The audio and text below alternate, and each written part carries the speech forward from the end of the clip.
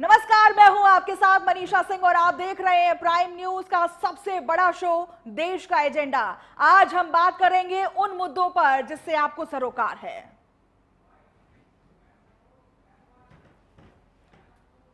आज चर्चा होगी देश के सबसे बड़े मुद्दे की।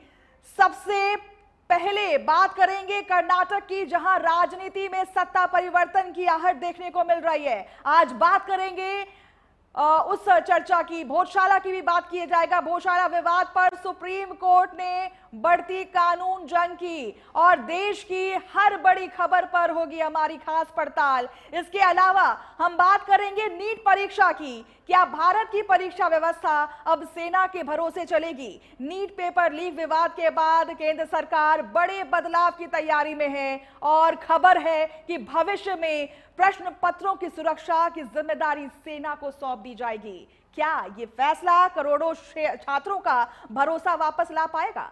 क्या मौजूदा परीक्षा सिस्टम पूरी तरह से फेल हो चुका है? और क्या अब शिक्षा व्यवस्था में सैन्य सुरक्षा मॉडल लागू होने जा रहा है?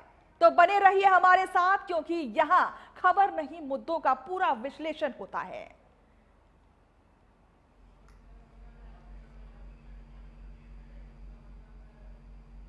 तो देखिए, कर्नाटक की राजनीति में आज बड़ा बवाल देखने को मिला है, राजनीतिक भूचाल देखने को मिला है। मुख्यमंत्री सिद्धरामैया ने अपने पद से इस्तीफा दे दिया है, जिसके बाद राज्य की सत्ता में बड़े बदलाव की अटकलें तेज हो गई हैं। बताया जा रहा है कि सिद्धरामैया ने अपना इस्तीफा सीधे राज्यपाल के विशेष सचिव को सौंप दिया था। हालांकि इस पूरे घटनाक्रम में अब एक नया संवैधानिक ट्विस्ट सामने आ गया है। राज्यपाल के विशेष सचिव ने पुष्टि की है कि इस्तीफा प्राप्त हो चुका है, लेकिन राज्यपाल थावरचंद गहलोत फिलहाल राज्य से बाहर हैं। ऐसे में उनके बेंगलुरु लौटने के बाद ही इस्तीफे पर अंतिम फैसला लिया जाएगा। यानी तकनीकी रूप से अभी सिद्धरामैया मुख्यमंत्री पद पर बने हुए हैं, लेकिन राजनीतिक गलियारों में सत्ता परिवर्तन लगभग तय माना जा रहा है। अब सबसे बड़ा सवाल यही है कि क्या डीके शिव कुमार कर्नाटक के अगले मुख्यमंत्री होंगे? राजनीतिक संकेत और कांग्रेस के भीतर की हलचल फिलहाल इसी दिशा में इशारा कर रही है। दरअसल इसकी पटकथा साल 2023 में ही लिख गई थी। अब कांग्रेस ने विधानसभा चुनाव में ऐतिहासिक जीत दर्ज की है। 224 सीटों वाले कर्नाटक विधानसभा में कांग्रेस ने 135 सीटें जीत करके स्पष्ट बहुमत हासिल कर लिया है।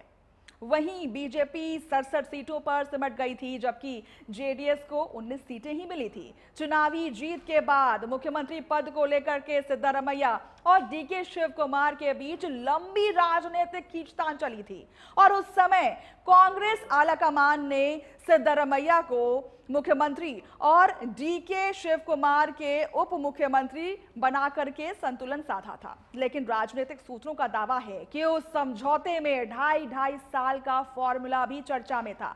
हालांकि कांग्रेस ने कभी आधिकारिक तौर पर इसकी पुष्टि नहीं की। अब सिद्धरामैया के इस्तीफे की खबरों के बाद वही फॉर्मूला फिर चर्चा के केंद्र में आ गया है। डीके शिव कुमार को कांग्रेस का मजबूत संगठनात्मक चेहरा माना जाता है। उन्हें कर्नाटक कांग्रेस का संकट मोचक भी कहा जाता है। 2019 की बात अगर करते हैं तो तब कांग्रेस जेडीएस गठबंधन संकट में था। तब शिव कुमार ने विधायकों को एकजुट रखने में बड़ी भूमिका निभाई थी। ऑपरेशन लोटस तो आप सभी को याद होगा। वहीं 2023 के विधानसभा चुनाव में भी कांग्रेस की रणनीति और संसाधन प्रबंधन में उनका अहम योगदान माना जाता है। हालांकि तस्वीर अभी पूरी तरह से साफ नहीं है, क्योंकि अंतिम फैसला कांग्रेस आलाकमान को ही लेना है। दिल्ली में पार्टी नेतृत्व लगातार बैठकों में जुटा हुआ है। राजनीतिक विश्लेषकों का मानना है कि कांग्रेस आलाकमान कोई नया राजनीतिक दांव भी खेल सकता है। पार्टी किसी दलित, ओबीसी या लिंगायत चेहरे को आगे कर सामाजिक समीकरण साधने की कोशिश कर सकती है। यही वजह है कि डीके शिव कुमार का नाम सबसे आगे होने के बावजूद सस्पेंस पूरी तरह खत्म नहीं हुआ है। और इसी बीच बेंगलुरु से लेकर के दिल्ली तक राजनीतिक बैठकों का दौर तेज हो चुका है। कांग्रेस विधायक दल की बैठक बुलाए जाने की संभावना है, वहीं बीजेपी भी पूरे घटनाक्रम पर नजर बनाए हुए है और कांग्रेस के भीतर संभावित असंतोष को बड़ा मुद्दा बनाने की तैयारी में है। कर्नाटक की राजनीति अब बेहद निर्णायक मोड़ पर आज खड़ी हो चुकी है। आने वाले कुछ घंटे ने सिर्फ राज्य की सत्ता का चेहरा तय करेंगे, बल्कि आपको अब हम ग्राफिक्स के माध्यम से समझाएंगे कि क्या कुछ इस राजनीति में बदला है और अभी तक क्या अपडेट है। देखिए, कर्नाटक में किसकी कितनी ताकत है वो हम बता रहे हैं। कांग्रेस 2023 में कांग्रेस की बड़ी जीत हुई थी, तब 135 सीट जो है कांग्रेस लेकर के आई थी।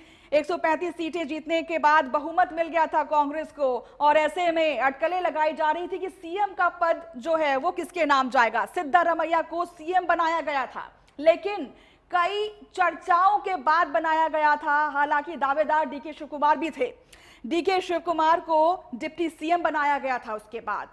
तो आपको हम बता दें कि काफी गहमा गहमी हुई थी सीएम पद के लिए और उसके बाद डीके शिव कुमार जो है वो डिप्टी सीएम बनाए गए थे। बीजेपी की सोशल इंजीनियरिंग तेज हो गई थी, वो मौके ढूंढ रही थी कि किस तरीके से जो कांग्रेस है उसका किला ढाया जाए।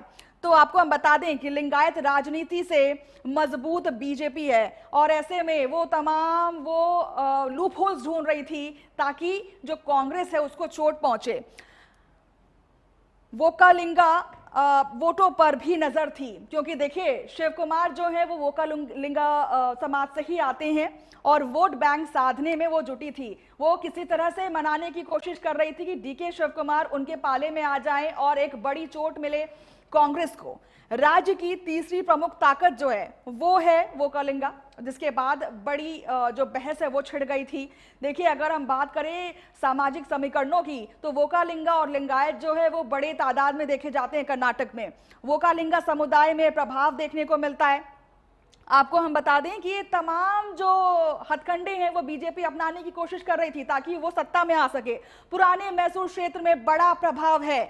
आपको हम बता दें कि दो समुदाय, जैसे कि मैंने बताया आपको, लिंगायत और वोकालिंगा, इनका काफी ज्यादा प्रभाव है। मुख्यमंत्री पद को लेकर के अंदरूनी खींचतान जो है वो अब जारी हो चुकी है।